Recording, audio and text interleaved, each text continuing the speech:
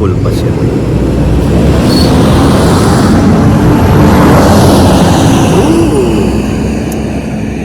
Alright, mga kababayan, mga kaibigan, mga katokis, mga kapots.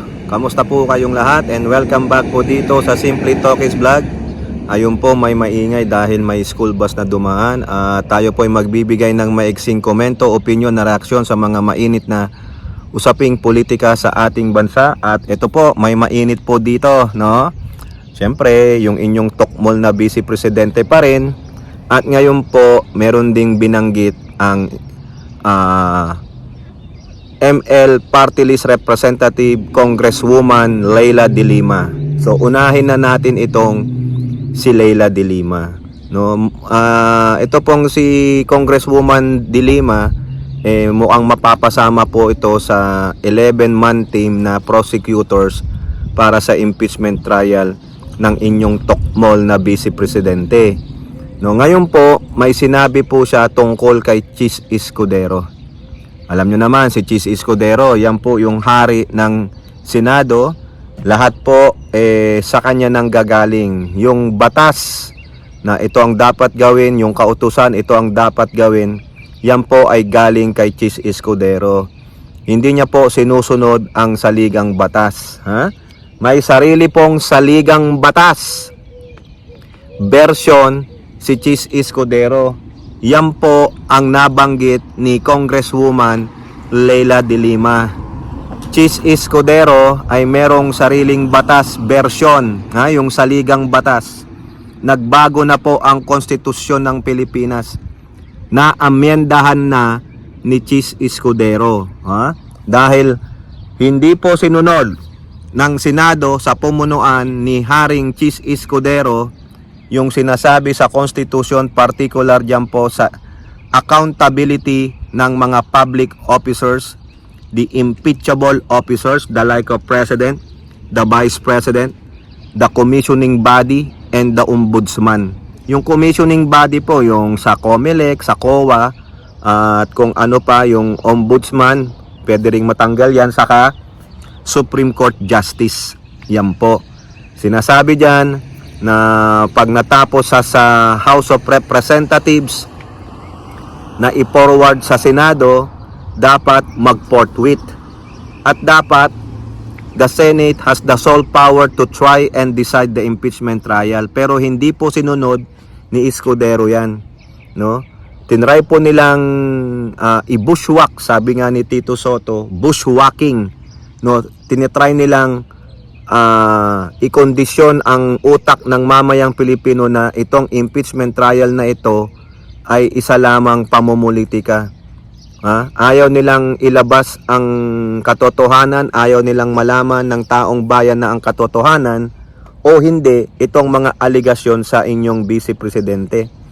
Kasi hindi niya sagutin yan dun sa hearing sa TRICOM . So anong mangyayari? Pababayaan na lang natin. Palulusutin natin siya. Ibabraso niya. Hindi po. Dahil hindi naman ito 20 pesos, 50 pesos, 100 ang ginastos, ang nilustay.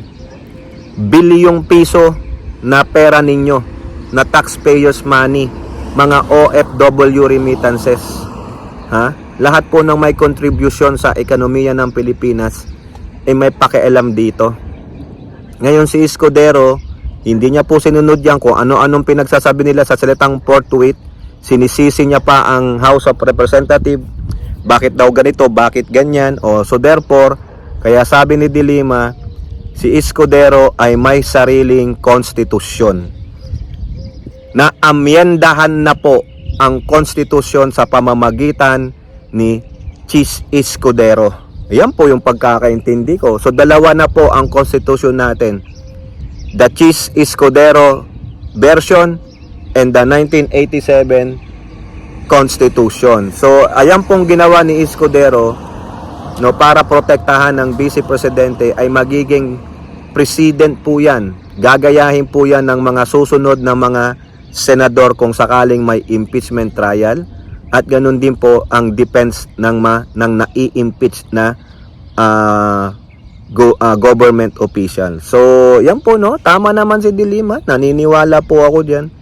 Kasi si Escudero and yung mga kasama niyang senador ay mga violator of the 1987 Constitution. They created their own constitution. Yan po yan.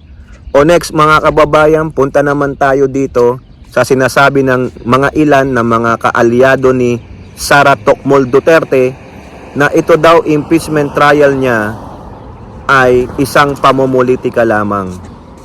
Kasi po si Sara Duterte ang napakalakas na tatakbong pagka-presidente. O akala ko ba ayaw maging presidente? Tapos nung natikman na ang power at money, gusto na umupo sa pagiging presidente. No, hindi na nga makapag-intay, gusto nilang tanggalin talaga ang Pangulong Marcos eh. 'Di ba kasi may mga force, may mga evil forces behind her. So sinasabi nila, hindi naman talaga yung tinatawag yung accountability about doon sa paggamit ng confidential funds eh. Hindi po eh. Ang gusto talagang gawin lang nitong mga kaaway ng Duterte, lalo na yung mga progressive group, mga makakaliwang grupo, ay huwag siyang makatakbo sa 2028 kasi nga alam nila ang mangyayari. O ano, ititegi sila ni Sara Duterte. Ganun naman ang mga Duterte. Malakas manakot, malakas manggastos ng pera ng kabanang bayan, malakas mangbudol, pero walang accountability. Tinatakbuhan nila. Hindi nga sila sumusunod sa batas. Wala silang rule of law. Ha? Evident naman, nakikita nyo na kung ano ang mga pinaggagawa ng mga Duterte, pinagsasabi ni Rodrigo Duterte, pero hinahayaan nyo lang. Kasi kayo na rin ang nagbigay ng power sa kanila.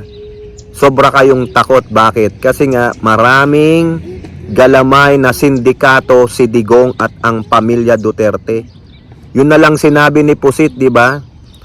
Huwag kang mag-alala, may nakausap na ako. Oh, hitman.